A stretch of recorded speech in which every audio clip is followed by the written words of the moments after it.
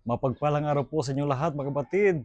Welcome muli sa ating social media postulate na Salmod Salita. Ngayon po ay araw ng Martes, February 18, 2025. Dalangin ko na ang bawat sa inyo ay nasa mabuting kalagayan sa araw na ito. Sa ating Ebanghelyo ngayon, ang mga alagad nating Panginoon ay nakalimot na magdala ng sapat na tinapay para sa kanilang pagkain. Kaya ito ay nagdala ng pagkabalisa para sa kanila.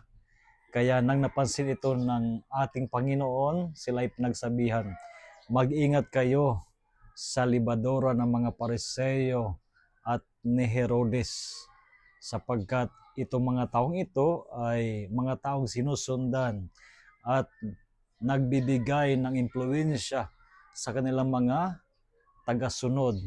Kaya ito ay isang paalala sa mga alagad ng ating Panginoon, hindi ba sapat ang presensya ni Kristo sa kanila? Ang pangyayaring ito ay katapos pa lang magpakain ni Jesus ng napakaraming mga tao gamit ang ilang pirasong tinapay at ilang pirasong isda.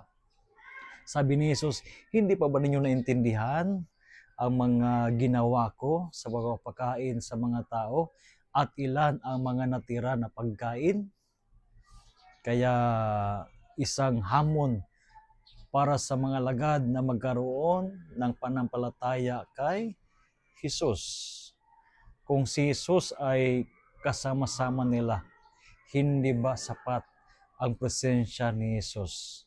Kaya mga kapatid, sana sa buhay natin, anuman ang mga naranasan natin ng kabutihan ng ating Panginoon, naway dalhin natin ito sa ating pangaraw-araw na buhay at magkaroon tayo lagi ng panampalataya sa ating Panginoon. Ang Panginoon, pag siya ay kasama mo, lahat ay sasapat. Walang magkukulang.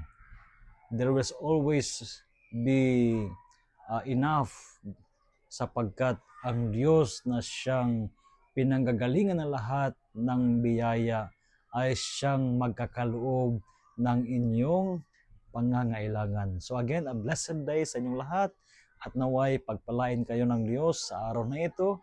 And of course, rest assured of my prayers for each one of you. And I invite you to share this humble video to your friends bilang pakikibahagi ng ating mission sa larangan ng social media. A blessed day sa inyong lahat.